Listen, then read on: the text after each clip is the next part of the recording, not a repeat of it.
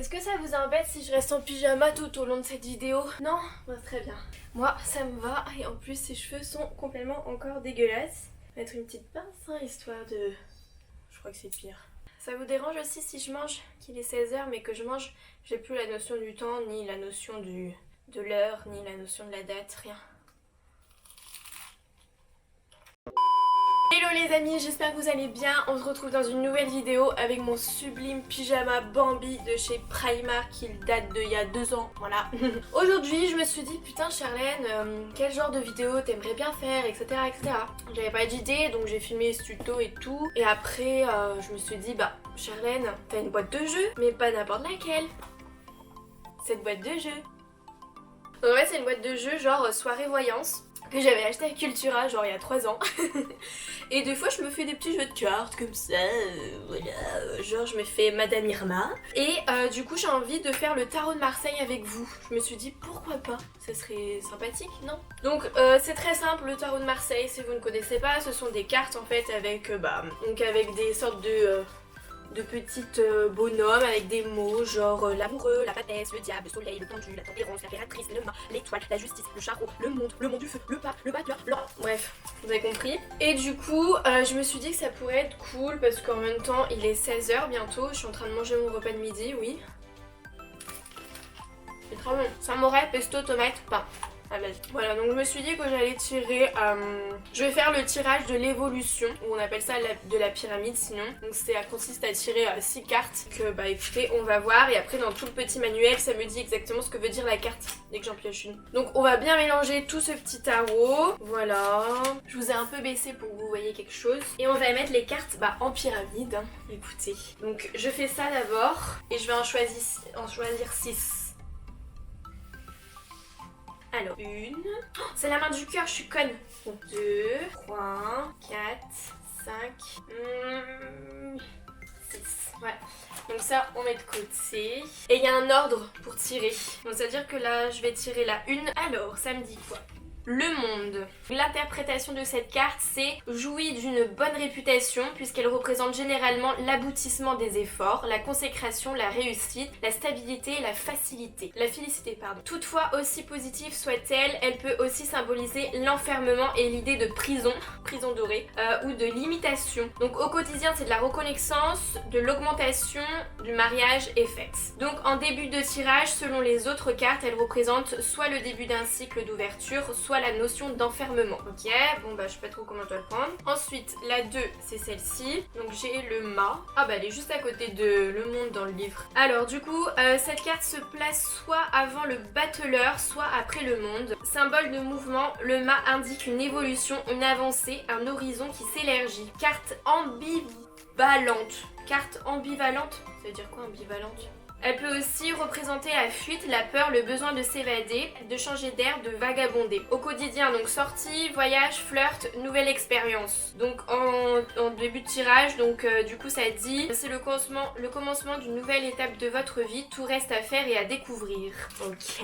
Troisième carte. C'est quoi ça? Ça m'inspire pas trop confiance. Oh my god, j'ai un truc dans l'œil. Oh putain, c'est le dernier sopalin. J'ai plus de PQ. Bon alors, on en était où? Donc cette carte, j'ai un peu peur parce que c'est un squelette trop bizarre là. Donc c'est l'arcane sans nom, donc il n'y a pas de nom. Donc carte de changement et de transformation, elle signale une période de transition, de mutation profonde, quel que soit le domaine de l'existence. Ça va bouger pendant les mois à venir. Oh putain mais c'est vrai en plus. Donc pour ceux et celles qui savent pas, pour récapituler un petit peu ces 3 cartes, ce qu'elles veulent dire généralement c'est le changement, c'est un peu tout ça. Et c'est vrai que bah moi je pars à Lyon cet été, je retourne à Lyon, reprendre mes études. Ouais, ça va bouger pendant les mois à venir qui fait. Donc remise en question, anticonformisme, rupture, renouveau, mutation. Donc là c'est en milieu de jeu on va dire. Donc elle indique que vous êtes en pleine transformation et qu'il faut agir, bouger, s'adapter, faire des choix, se remettre en question. Bah écoutez c'est pas mal. Ensuite c'est la 4, donc c'est celle-ci. L'étoile. Alors c'est la carte de la foi, de l'espérance, des convictions. Elle indique que l'on est sur la bonne voie et qu'il faut continuer sa route. Elle exprime une notion de sécurité, de réconfort et une empreinte d'une certaine forme de sentimentalité et d'échange. Donc communication, nouvelles, rencontres, retour aux sources, ouverture. Ouais, bah ouais, ça me va. Donc en milieu de jeu, elle représente la sérénité, le bien-être, l'épanouissement. D'accord. Ensuite, j'ai le charreau. Le charreau, ça veut dire quoi le charreau?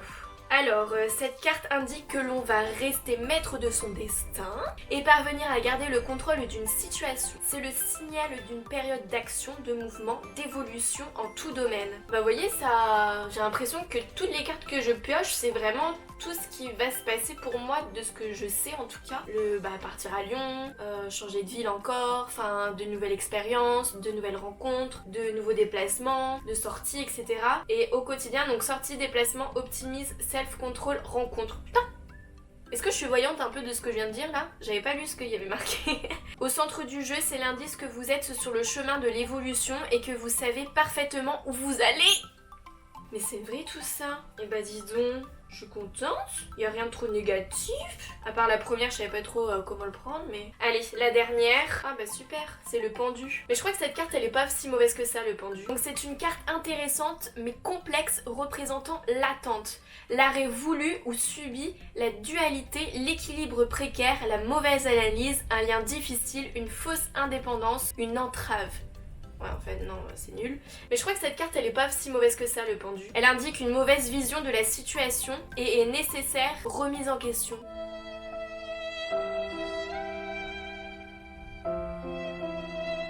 Au quotidien, prise de risque, erreur, originalité, manque de sérieux.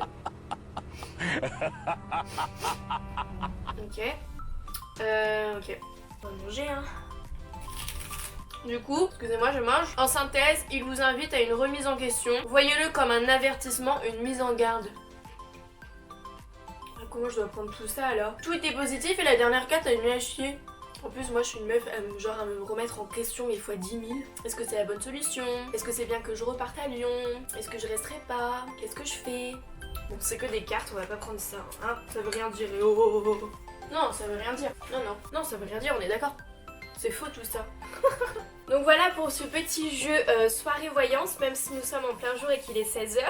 Je trouvais ça intéressant, des fois je me le fais avec des copines et tout ça, mais voilà, c'est juste histoire de rigoler. Après moi c'est vrai que je prends quand même assez au sérieux ce genre de message, même si c'est, voilà, ça peut être assez futile, etc.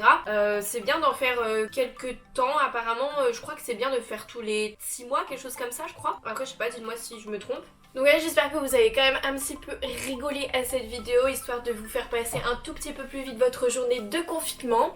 N'hésitez pas à me donner vos idées de vidéos aussi en commentaire, parce que du coup c'est vrai que des fois je suis un peu à court d'idées et faire des trucs toute seule en plus c'est pas forcément évident et on peut pas faire trop de montage de fou parce que je suis obligée de faire un peu des vidéos en face cam, hein, j'ai pas d'autres choses à faire. Donc voilà, merci d'avoir regardé cette vidéo et je vous dis à bientôt.